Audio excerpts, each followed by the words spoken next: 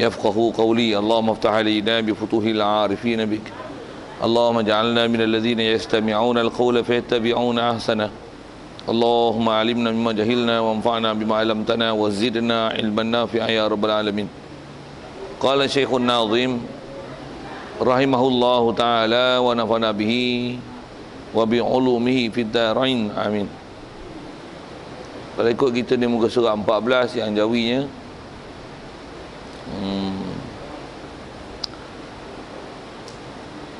wa wajibun fi haqqihimul amanah wa sidquhum wa dhif lahul fatana wa mithlu dha tablighuhum lima atau wa yastahilu didduha kama rawaw wa jaizun fi haqqihim kal akli wa kal jima'i lin nisa' fil hilli wa jami'un ma'na alladhi taqarrara syahadatal islami fatrahil mira.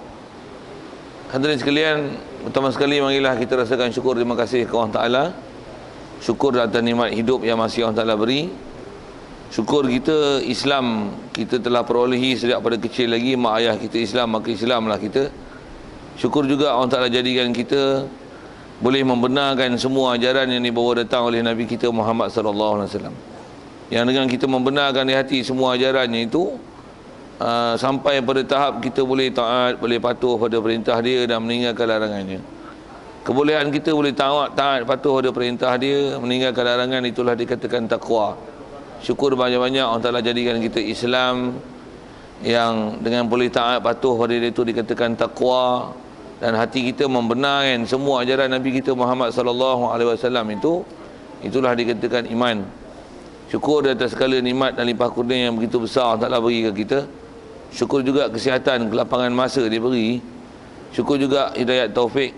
Dan syukur pada kita sekali lagi ke Allah Ta'ala yang telah dihilangkan daripada kita musim kemarau, didatangkan pula musim hujan. Macam tu kan. Semua tu nikmat belaka. Kalau dulu kemarau dari sisi sudut ada benda susahnya, tapi di situ sebenarnya ada rahmat. Begitu juga bila datang hujan, di situ ada rahmat, kadang-kadang di situ ada susahnya. Jadi macam mana pun segalanya itu kita syukur pada Allah Ta'ala, khususnya dia jadikan kita dalam keadaan Islam, iman, dan boleh dengan apa yang diberi pada kita, sama ada hujan ke, kemarau ke, senang ke, susah ke, sibuk ke, ataupun lapang masa ke, Allah Ta'ala jadikan kita masih boleh datang ke masjid, boleh datang ke surau, khususnya malam ni dapat boleh dan dapat hadir untuk solat maghrib berjemaah, dan insya-Allah kita memanfaatkan perkumpulan dan perhimpunan kita malam ni meneruskan bacaan kitab kita daripada kitab Matan Jawharah Tauhid ni, insya-Allah. Kalau ikut kita baca ni masih dalam muka surah 14 tu, kalau ikut kita dah bicara dua perkara hari tu, itulah tentang maksumnya Nabi dan Rasul, dan juga kita dah bicara dari sudut benar, sidik tu. Jadi kalau ikut ada dua lagi yang kita tak bicara tu, macam mana pun kalau asal terjemah, dia kata wajib bagi mereka itu Nabi Rasul ni, kita wajib intiqad, mestilah Nabi dan Rasul ni amanah. Yang kita sebut dah itu amanah dengan mana ismah, dengan mana maksum. Wajib intiqad bahawasanya Nabi Rasul tidak akan ada apa-apa yang dikatakan dosa pada mereka. Wajib intiqad itu. Apa-apa cerita yang datang yang daripada Nabi dan Rasul, sama ada baik daripada Nabi kita Muhammad sallallahu alaihi wasallam ataupun daripada yang lainnya, kalau ada cerita yang kata mereka ni berdosa, wajib bersihkan cerita tersebut daripada Nabi dan Rasul, kerana mustahil mereka membuat dosa. Panjang kita dah syarah itu dalam bab itu. Begitu juga wajib intiqad bahawasanya benar mereka itu Nabi dan Rasul mesti benar, tak mungkin mereka berdusta, kerana apa yang mereka dakwa mereka Rasul dan apa yang mereka maklumkan dan mereka dakwa itu yang daripada Allah Ta'ala, yang Allah Ta'ala membenarkan apa dakwaan mereka itu dengan diberikan mukjizat, perkara pelik yang mencari adat, yang itu adalah sebagai dalil dan bukti dan hujah untuk menunjukkan bahawasanya apa yang mereka sebut itu adalah benar. Dan juga apa yang kita nak sambung ni, kalau ikut itu dua yang telah bicara dulu, khususnya kata dia himpunkan baginya, bagi Nabi dan Rasul itu sifat fatanah, yang terjemah fatanah ni bijak sana. Okay. Jadi umumnya yang kita biasa belajar bab Rasul ni ialah siddiq, amanah, tabligh, fatanah. Jadi kita nak sebut ni fatanah kalau ikut tertib kitab ni lah. Jadi pertama sekali wajib faham dan i'tiqad bahasanya mesti Nabi Rasul cerdik. Siap. Pun rasanya macam dah sebut tak? Sebut dah rasanya. Tabligh pun dah. Oh, wajah izun. Kalau gitu baca dah kalau gitu. Kalau gitu dah terror belaka lah, pasal dah tempuh lah. Okey. Oh, saya tertinggal belakang. Sorry. Macam rasa saya tak baca tapi rasa dah baca. Baik, kalau gitu muka surat 15. Kalau gitu jawinya bukan muka surat 14. Wajah izun fi haqqihim kal akli wa kal jima'i lin nisa' fil hilli. Asal terjemah dan harus atas diri mereka itu Rasul, Nabi. Harus apa? Harus seperti makan dan jima' dengan perempuan dalam halal. Baik. Apa yang kita nak sambung kalau gitu bukan sifat wajib tapi sifat harus. Jadi Rasul bila wajib sifat 4 tu mustahil sebaliknya, dan sifat harus pada dia satu. Apa sifat harus pada Rasul? Kalau dengan definisi yang masyhur disebut oleh ulama, sifat harus ni ayat dia ginilah: Nabi dan Rasul harus mereka bersifat dengan sifat manusia biasa yang tidak menjatuhkan martabat dan kerasulan mereka. Itu ayat yang selalu disebut untuk mendefinisikan apakah dia sifat harus tu. Jadi harus ni sifat apa? Harus ni Nabi Rasul bersifat-sifat manusia lah. Pasal kita mengaku dalam kalimah syahadah pun Muhammadun Rasulullah, utusan Allah. Pertama mengiktiraf dia sebagai utusan, dan dah kata dia utus, dia bukan Tuhan. Jadi dia pula mendakwa bahawasanya dia terima wahyu daripada malaikat, jadi dia bukan malaikat. Dan dia mendakwa dia diutuskan kepada golongan jin dan manusia, jadi dia adalah manusia lah, dia bukan jin. Jadi bila dia manusia, tentulah dia bersifat dengan sifat manusia. Khusus sifat manusia yang dia nak bicara sini ialah sifat manusia dari segi makan, minum. Mereka pun ada sakit, demam dengan bahasa itu. Ada yang kaya, miskin. Ada yang suka, ada yang duka. Ada yang mereka berlaku kematian. Apa seumpama itu, mereka pun ada sakit, ada luka. Ada mereka pun ada yang suka, ada orang tak suka mereka, ada yang benci pada mereka. Jadi macam mana sifat manusia biasa ada pada manusia, macam itulah sifat manusia yang ada pada Nabi dan Rasul. Cuma Nabi Rasul ni pasal mereka adalah manusia terpilih, wajib kita i'tiqad bahawasanya Allah Ta'ala pelihara mereka. Hari itu kita dah bicara dalam bab pelihara daripada bab dosa. Wajib juga i'tiqad bahawasanya sifat harus mereka Allah Ta'ala pelihara dari sudut tidak akan sifat manusia yang ada pada mereka yang akan mendown standard mereka. Yang tu kot bahasa bunyi moden sikit lah. Apa maksud down standard? Takkan ada sifat manusia yang tu menyebabkan gagal misi dan visi Rasul. Tu pun guna bahasa moden sikit. Apa maksud menggagalkan misi dan visi Rasul? Maksudnya kalau ada sifat macam ni, memang ni sifat manusia, tapi kalau yang ni lah sifat Nabi dan Rasul, nescaya gagal peranan dia sebagai Nabi dan Rasul untuk memberikan maklumat, menyampaikan dakwah kepada manusia, disebabkan ada kepincangan yang tertentu pada diri mereka yang walaupun itu adalah sifat manusia biasa, tapi yang tu bakal menggagalkan misi dan visi mereka. Apa dia? Kalau buat misal, yang ini adalah memang sifat manusia, tapi dia boleh menggagalkan misi dan visi Rasul. Apa dia? Nabi Rasul buta, okey tak? Ada tak manusia buta? Faham sekali lalu dah manusia boleh buta, tentulah Nabi boleh buta, betul tak? Memang boleh buta tak? Tapi agak-agak buta tak Nabi Rasul? Mengapa? Tak sempurna. Untuk mesti sempurna macam Tuhan ke? Tidak juga, betul? Bagi faham dia punya perkataan dobit dia tadi. Apa dia? Tak komplit dia punya penyampaian dia. Komplit sudut mana tu? Untuk dakwah. Dia bila buta, dia nak ke mana-mana payah. Macam mana nak kenal orang? Orang pula terpaksa pimpin dia bawa untuk berjumpa dengan orang. Jadi itu istilahnya menggagalkan misi dan visi mereka. Jadi satu atas sebut ulama, memang dia sifat manusia, tapi sifat yang macam tu, walaupun istilahnya dia taklah maksiat, buta ni bukan benda maksiat, tapi bila buta macam mana? Gagal lah. Tuan-tuan kalau buta macam, walaupun dengan sebab buta ni, kalau tengok dengan sifat manusia, buta ni dia ada kepekaan double peka dalam bab pendengaran tu. Betul tak? Selalunya gitu kan. Bila orang buta, selalunya telinga dia 2 kali peka pada kita. Betul? Tuan-tuan tak tahu, dengar saya khabar. Begitu juga orang pekak, dia punya kepekaan mata lebih 2 kali ganda daripada kita dari segi teliti dan cekap. Dia boleh baca gerak bibir. Begitu juga dari bau dia tajam. Walaupun telinga dia tak boleh dengar. Macam mana pun dari segi kepekaan tu kadang-kadang orang Ta'ala bagi lebih. Macam mana pun ada juga yang kurang segala-galanya, ada juga. Macam mana pun kita, bila kita bicara ke Rasul, tentu Rasul orang Ta'ala tak bagi jadi dalam keadaan buta. Pasal apa? Buta itu istilah dia menggagalkan visi dan misi mereka sebagai Rasul. Okey. Asal nak sebut tu ialah beberapa contoh. Ini adalah memang sifat manusia, tapi kalau ada hak tu boleh jadi leceh sikit. Macam tu lah. Rasul kaki kudung macam mana, okey tak? Memang boleh berjalan, tapi nanti jadi bahan ejekan pula. Rasul kudung, kacau. Rasul keturunan mak bapak dia jenis orang tak terpakai, okey tak? Walaupun bukan salah dia.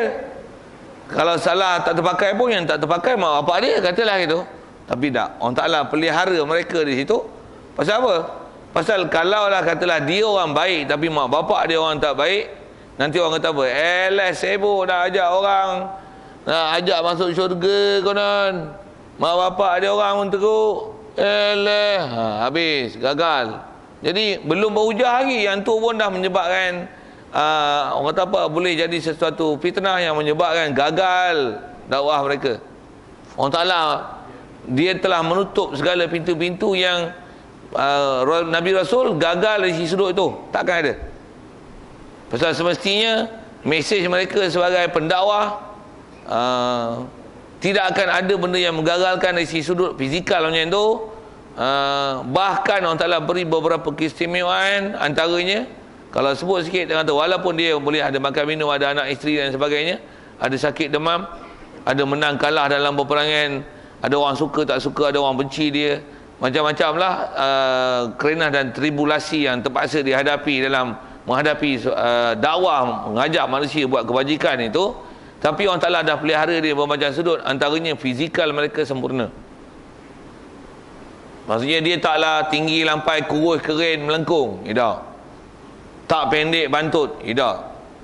Satu, Nabi Rasul semua orang Ta'ala jadikan, nak kata tinggi tak, rendah tak. Kalau dia berdiri dengan orang tinggi, taklah dia berdiri dengan orang yang istilahnya mengikut piawaian biasa kejadian manusia. Kalau berdiri dengan orang tinggi, dia nampak rendah. Jadi kalau orang biasa, setara, maksudnya ngam-ngam dan cun lah. Macam tu kot. Bahasa moden sikit, bahasa moden sikit tu. Memang Nabi orang Ta'ala, Nabi Rasul orang Ta'ala bagi jadi gitu.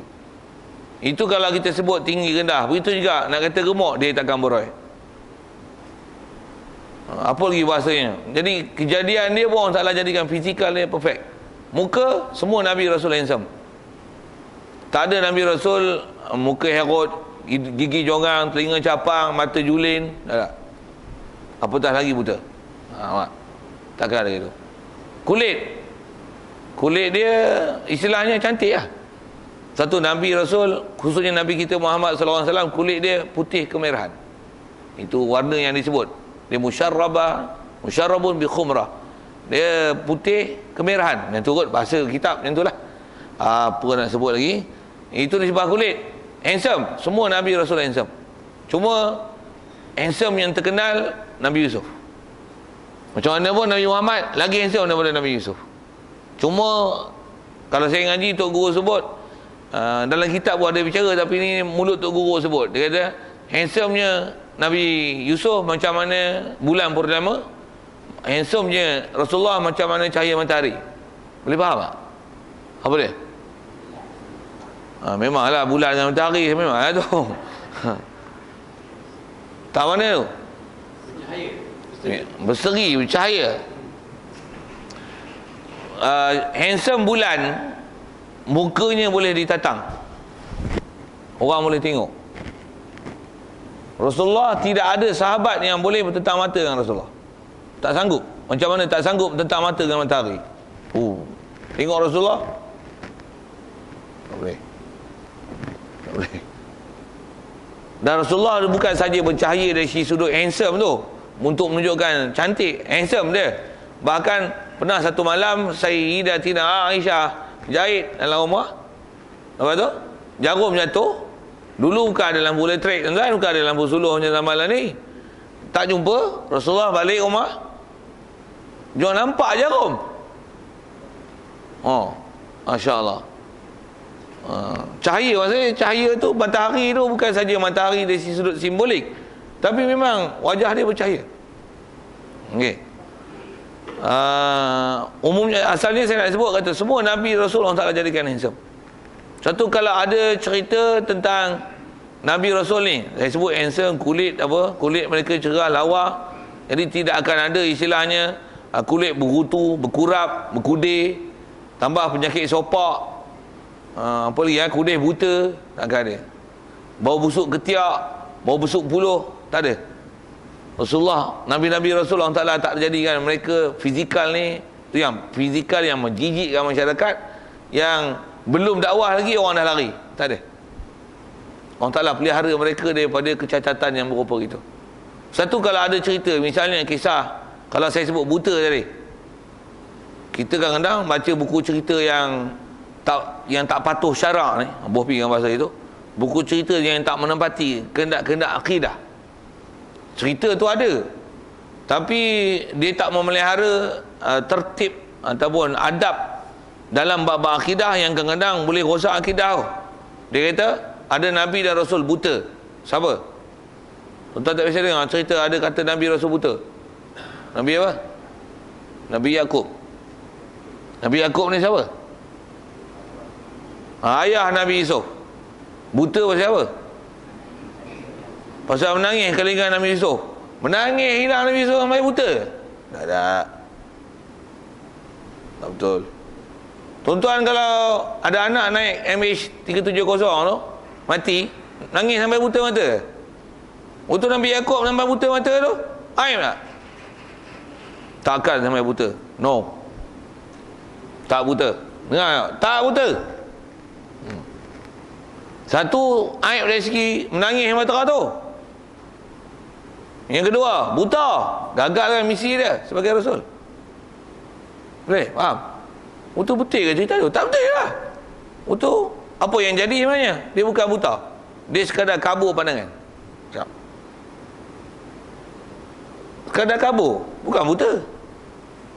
Satu, kalau ada cerita dalam Quran yang sekali lalu terjemahan Quran tu, kalau kita lihat terjemahan tu sekali lalu macam dia buta. Bukan buta. Tanggung. Itu adalah kabur penglihatan. Antaranya kisah macam mana waktu saat-saat Nabi Yaqub alaihissalam nak berjumpa dah semula, berjumpa kembali dengan Nabi Musa. Silaplah, dengan Nabi Yusuf, ketika dia dah jadi salah seorang menteri Mesir untuk jaga dalam bahagian pertanian ni. Nabi Yusuf kirimkan kepada adik-beradik dia bawa balik jubah dia. Untuk jubah ni dicampakkan ke muka ayah dia.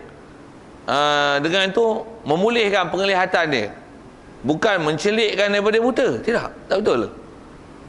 Ada ayat Quran yang bunyi falamma anja al-bashir alqahu ala wajhihi fartadda basira. Mereka pun mencampakkan jubah yang dikirimkan oleh Nabi Yusuf untuk dicampakkan kepada untuk dibalingkan ke muka ayah dia. Apa jadi? Fartadda basira, maka kembalilah penglihatan. Macam mana tu? Buta tu? Tak. Ulama kata kembali penglihatan tu, kembalikan penglihatan yang terang yang sebelum ini kabur.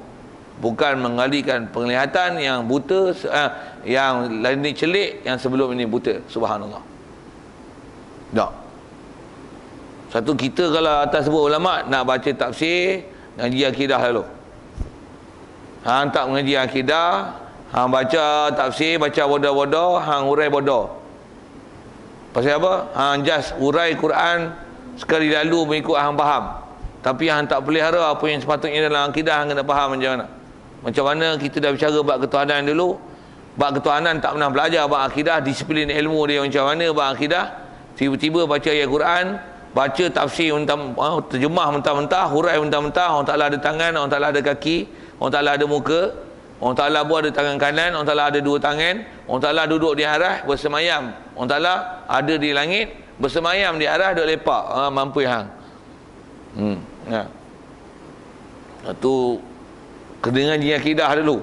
Kau nak ngaji tafsir, ngaji tafsir pun bahasa Arab. Tak kerti Arab, jangan nak tafsir Quran. Bahaya kan? Bahaya. Pasal tak kerti, nanti ada hari tu pun rasanya kita ada sebut, tak kerti, habis-habis nak hurai juga, dia akan jadi macam tikus membaiki labu. Boleh faham? Tuan-tuan ada kereta Mercedes satu, betul? Rosak. Tuan-tuan tak ada pengalaman membaiki kereta. Kereta pula semua elektronik. Tuan-tuan buka, tuan-tuan ambil pulah ini. Apa jadi? Pomen mau pening nak repair balik. Pasal apa? Tikus membaiki labu. Cukup kot saya sebut tu peribahasa. Lulus SPM dulu. Lulus kan? Faham tak peribahasa Melayu tu? Tak faham kalau ni orang Jepun main Malaysia. Tak faham peribahasa. Sikit dengan bahasa gitulah kan. Saja kadang-kadang pusing bahasa Melayu tu. Pasal itu pun kadang kaedah bahasa yang kita jadikan metod untuk penyampaian, dia tengok tak faham bahasa Melayu, tak sampai mesej rupanya. Bubuh bahasa tu sikit. Baik, asal sebut buta. Begitu juga ada riwayat kita dengar kisah Nabi Ayub, dia kena penyakit yang sampai seluruh jasad dia berkudir. Yang tak berkudir apa? Jawab nak? Lidah dia je. Jadi pernah baca cerita itu tak? Betul ke? Ngapa tak betul? Tolong jawab sikit lah tu. Bagi hujah kenapa tak betul.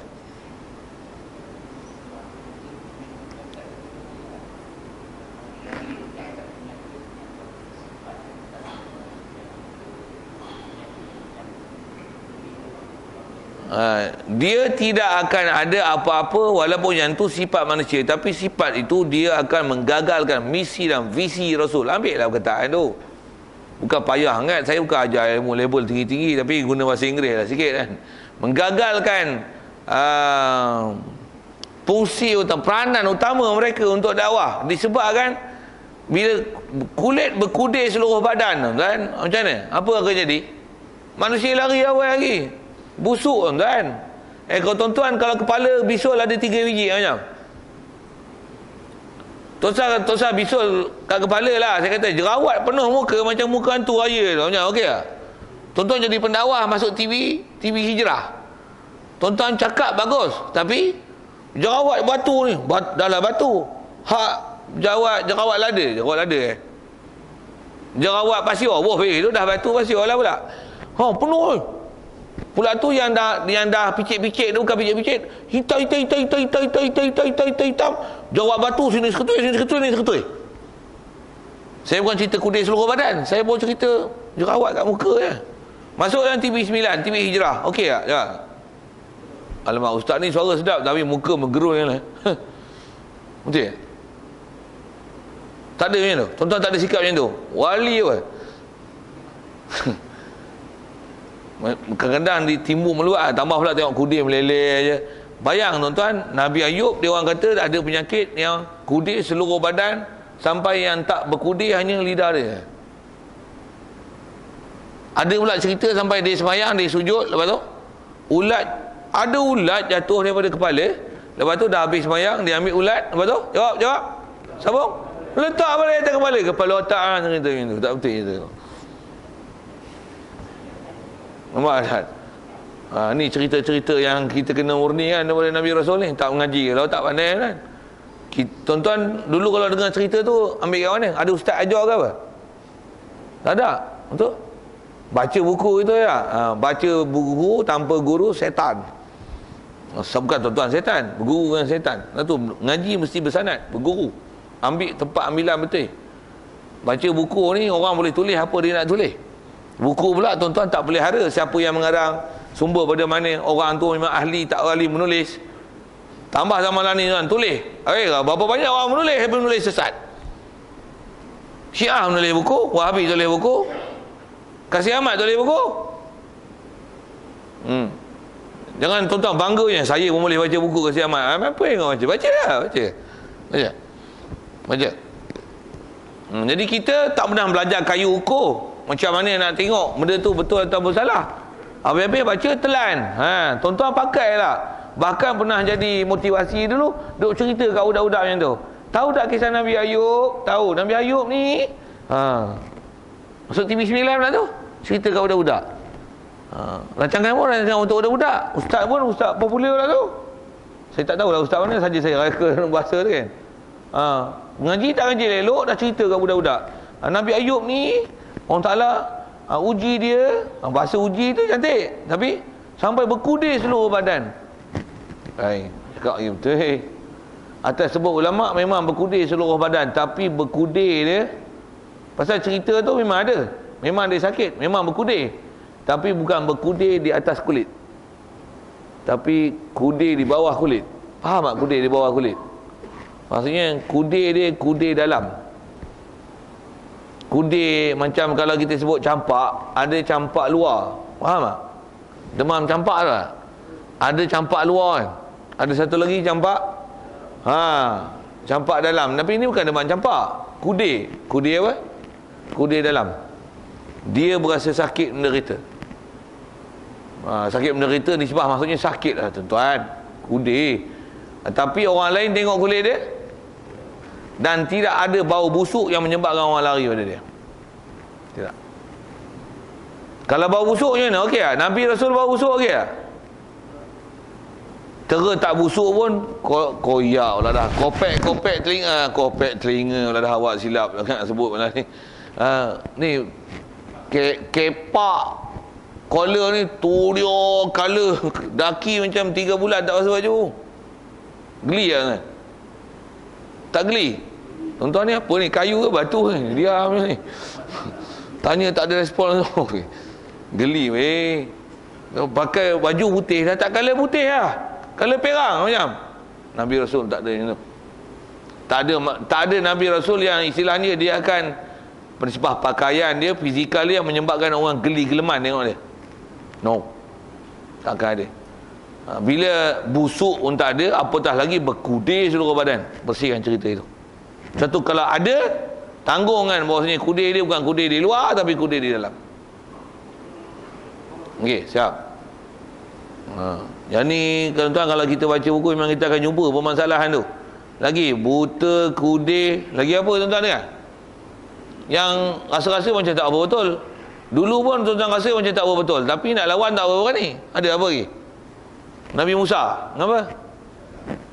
Dia gagap. Nabi Musa gagap ke? Gagap okey tak gagap? Tak okey, kenapa? Macam mana nak menyampaikan? Orang pun belakang. Alah, tak ada orang yang bagus sikit ke nak bercakap? Apa itu? Sebenarnya dia cakap pasir ke tak pasir? Pasir. Cuma nak compare Nabi Harun dengan Nabi Musa, Nabi Harun lagi pasir. Tapi nak banding Nabi Musa dengan seluruh Bani Israel, siapa pasir? Nabi Musa pasir lagi daripada seluruh Bani Israel. Tapi nak banding dia dengan abang dia, Nabi Harun adalah abang dia. Siapa pasir lagi? Nabi Harun pasir lagi. Nak compare dua orang tu, Nabi Musa lebih Nabi Harun lebih pasir. Tapi nak banding dengan Bani Israel seluruhnya, siapa pasir? Nabi Musa orang paling pasir. Kita kadang-kadang dengan cerita Nabi Musa apa? Nabi Musa ni dia telor, cakap gagap. Tak betul. Salah. Penceramah kalau keluar TV 9 gagap macam mana? Okey kan? Sengau okey tak? Saya kata semua kena tanggung Allah Taala. Kita semua hendaklah tanggung akhirat. Kita jangan mani. Soal humor. Mengenangi anak orang. Orang kata apa? Tak ada ke penceramah bagus sikit? Awak bunyi pelik tu. Betul tak? Sampai nak mesej. Gagal orang akan kata macam-macam. Nabi Rasul tidak akan ada benda yang mencacatkan dia dari sisi sudut penyampaian. Satu kata Nabi Musa telur tak betul. Fasih, tak ada siapa boleh bertanding dengan Nabi Musa di kalangan Bani Israel nisbah berhujah dan kepasihan dan kepetahan bercakap. Semua Nabi dan Nabi Rasul petah dan pasif bercakap. Satu kalau ada sebut dalam Quran, masih sebut Quran. Pasal Quran ni kalau pasal saya nak sebut ni dalam Quran ada makna dia betul, cuma pasal kita tak cukup alat tuan-tuan, kita syarahkan dengan syarahan tak betul. Memang ada kisah Nabi Musa, dia kata macam ni, Harun akhi ushdud bihi azri, ada dalam surah surah mana lah tu, surah Toha rasanya. Tapi antara Nabi Musa dia mohon kepada Allah Taala, Allahumma salli ala sayyidina Muhammad, dia kata abang dia, wa akhi Harunu huwa afsahu minni lisanan yusaddiquni. Saya nak buka situ je lah ayat Quran tu. Dia kata wa akhi Harun, abang aku Harun ni, kata Nabi Musa, huwa afsahu minni lisanan, abang aku ni afsahu minni, lebih fasih daripada aku, lisanan nisbah bercakap, nisbah pertuturan, nisbah bercakap, abang aku lebih fasih. Okey, ayat Quran memang macam tu, translation memang macam tu. Tapi ada orang tak faham format Quran dan apa dah sebut ilmu sorof dalam bahasa Arab, apa maksud afsahu tu. Kalau faham bodoh-bodoh macam ni, abang aku lebih fasih, jadi Nabi Musa telur, tak fasih lah. Tak betul. Tak betul.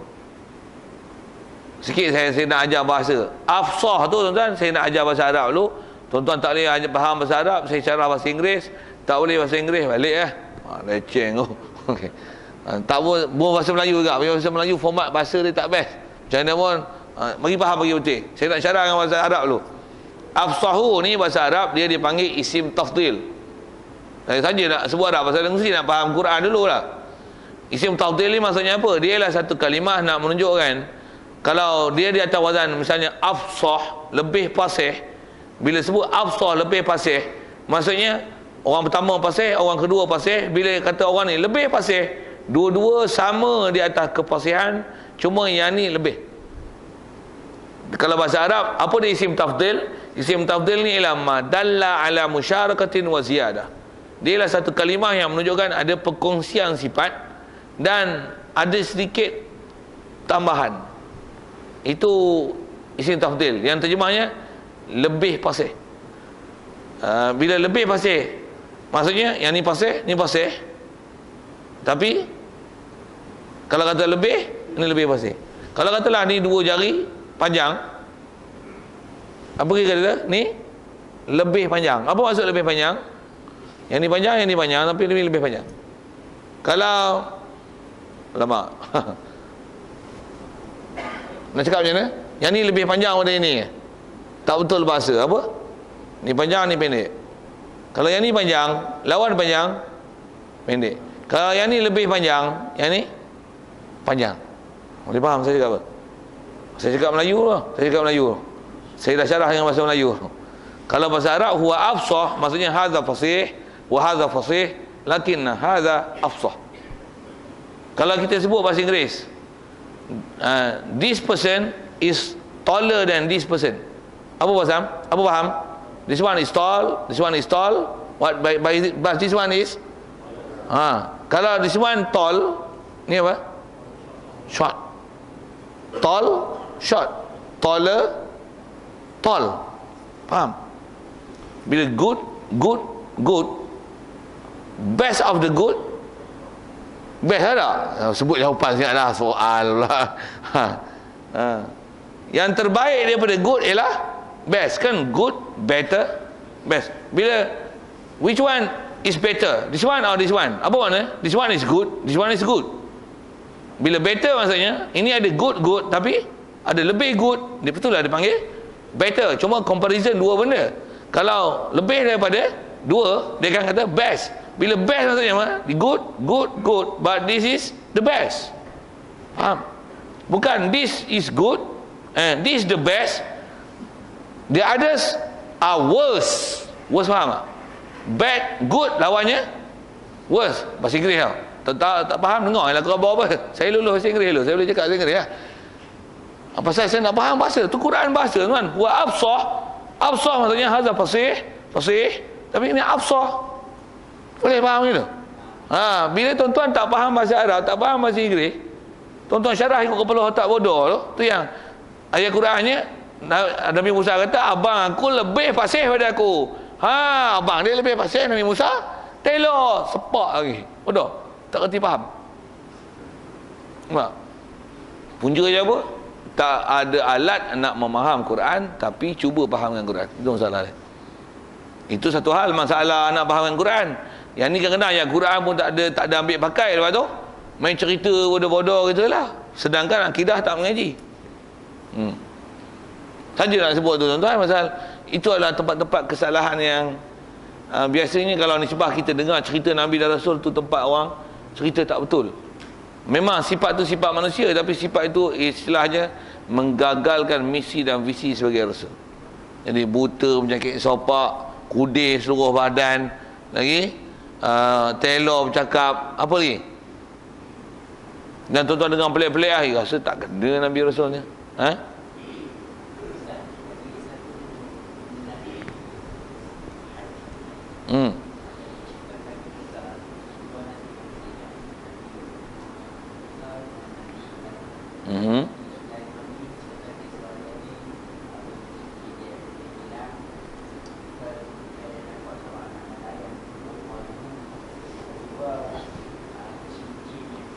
Yang hilang tu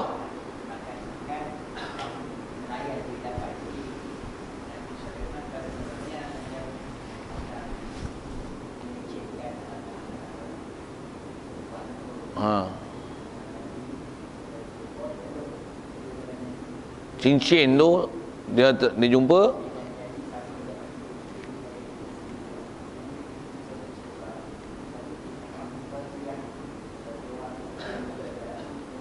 siapa yang orang paling alim atas muka bumi ni?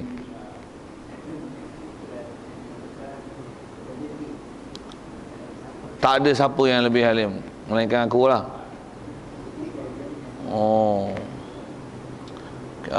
Tapi yang tu kalau ikut dia bukan bab sifat manusia biasa ni. Yang tu pun bukan bab hati kalau ikut. Yang tu bab lain tu.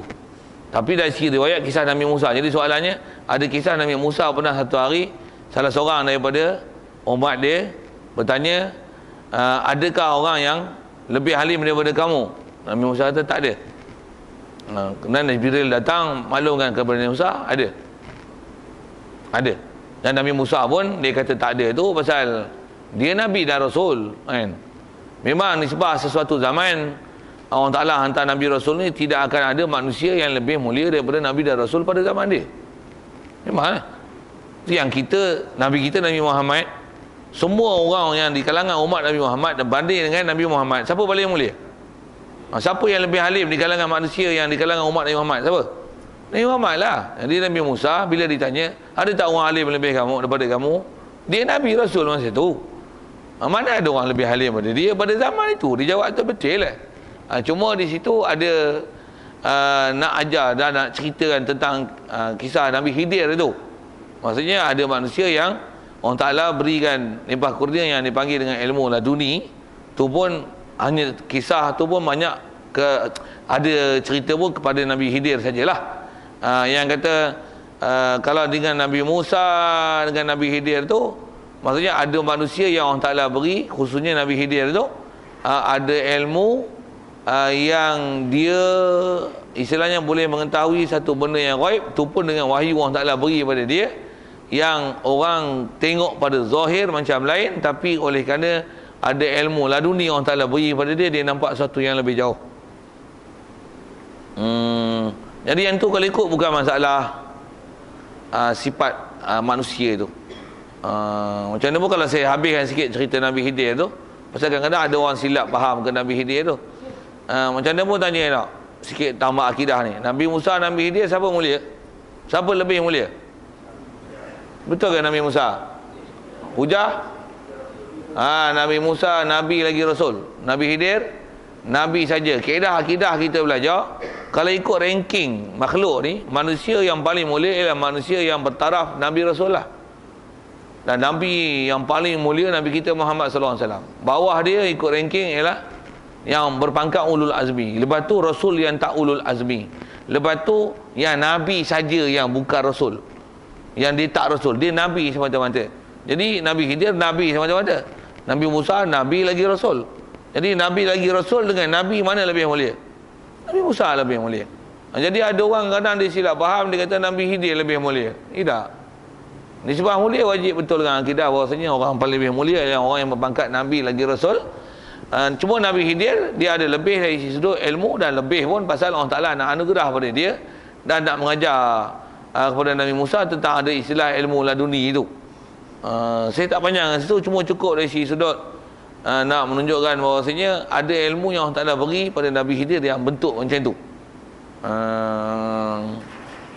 Macam mana pun, kalau sikit perabihan cerita tu sekali lagi, bila Nabi Musa lebih nak menunjukkan bahawasanya sesiapa yang bertindak di kalangan manusia berdasarkan apa yang zahir dapat dilihat, kalau benda tu mungkar ialah mungkar, benda tu baik adalah baik, itu memang ajaran syariat daripada mula Nabi Adam sampailah ke akhir zaman. Memang itu peraturan kita. Kita nak menghukum seseorang berdasarkan apa yang zahir. Jadi Nabi Musa dia tengok Nabi Khidir tebuk kapal. Betul ya? Nabi Musa apa? Apa pasal? Hang tebuk kapal ni hang nak bagi kami mati semua lah. Qala akhraqtaha litughriqa ahlaha. Laqad ji'ta syai'an imra. Maksudnya kau buat apa ni? Bagus tak ingkar tu? Bagus ya. Dia sebagai Nabi Rasul, dia penyelamat umat. Takkan nak bagi mati umat. Sikit dengan bahasa itu. Jadi tindakan dia bagus. Kita memang diajar bertindak gitu. Kita memang diajar bertindak gitu. Dan daripada kisah itu nak mengajar kepada kita antara ilmu yang belajar dengan zahir ni, yang syariat ni, berbanding dengan ilmu laduni, ilmu syariat tu lebih besar berbanding dengan ilmu laduni. Ilmu laduni dia di atas anugerah Allah. Ilmu syariat dia di atas kaedah belajar. Dan belajar ditaklifkan kita belajar. Ilmu laduni di atas mengikut apa yang Allah Ta'ala beri. Jadi kalau tak belajar tak dapat. Kalau ilmu laduni takkan nak tunggu dapat laduni, sedangkan yang sabab yang kena pergi belajar tak pergi cari. Boleh faham tak? Kita kalau nak dapatkan rezeki, mesti rezeki yang kita belajar dengan sabab kan. Tu nak dapat. Untuk yang dapat dia yang runtuh, saya cari tu dapat je. Beri mau nak bagi, dia tengok nama keluar, ambil je lah. Boleh faham? Takkan nak tunggu beri ya, bila lagi beri nak dapat. Takkan nak tunggu tu tak payah kerja, yang buat kerja bodoh gitu. Sikit saya nak tunjukkan antara laduni dengan hukum yang ilmu yang kita wajib pergi cari dengan kasbi, dengan usaha dan ikhtiar itu. Okey. Itu selesaikan cerita itulah. Begitu juga kisah Nabi Sulaiman itu, dia tak membabitkan dalam bab kecederaan, dalam bab sifat kejadian manusia, tak ada. Kalau ada pun sikit lagi kalau saya tambah itu, ada kisah Nabi Daud. Yang tu ada. Kisah apa?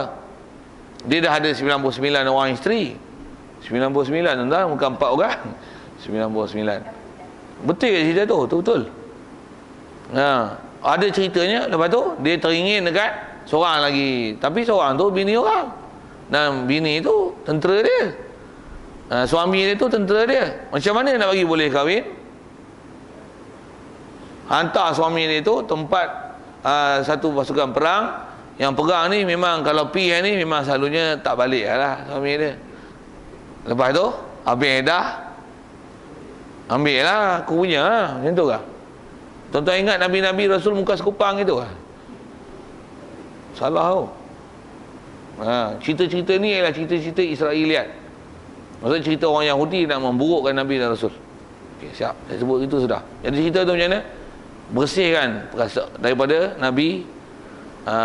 Nabi Daud, cerita-cerita yang menyentuh pasal itu istilahnya memburukkan Nabi dan Rasul. Kita fitnah orang berdosa tak? Apa hukum memfitnah Nabi dan Rasul? Lagi besar dosa dia berganda-ganda berbanding dengan fitnah manusia biasa.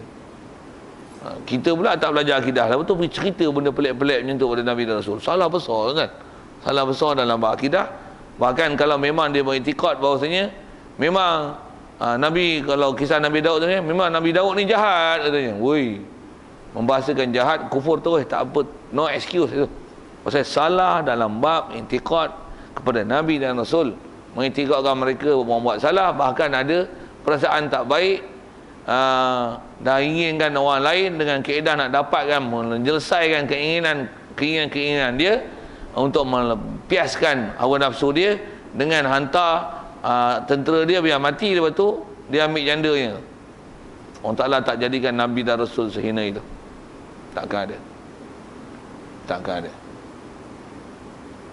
Kalau ikut tu berapa kisah lah. Kalau ikut nisbah kisah Nabi Rasul, yang asal kita bicara yang bersifat manusia biasa, tapi yang cerita-cerita tu bila dia menyalahi daripada sifat manusia, yang istilahnya sifat itu memang sifat manusia, tapi sifat yang menjatuhkan martabat. Menjatuh martabat maksudnya menggagalkan. Yang sifat tu kalau ada, menggagalkan visi dan misi sebagai Rasul, hak tu bersih dan murtikan daripada Nabi-Nabi dan Rasul. Kalau ada pun, tanggungan supaya cerita tu betul dan sahih, supaya tak, dengan istilahnya, menggagalkan misi dan visi mereka. Okey. Satu, kalau ada muskil cerita, tuan-tuan kena rujuk, tanya pada ahli dia untuk menyelesaikan kemuskilan tuan-tuan. Pasal kita belajar ni, belajar format, belajar prinsip. Untuk kalau dengar pelik je, tanya pada ahli untuk menyelesaikan dia macam mana.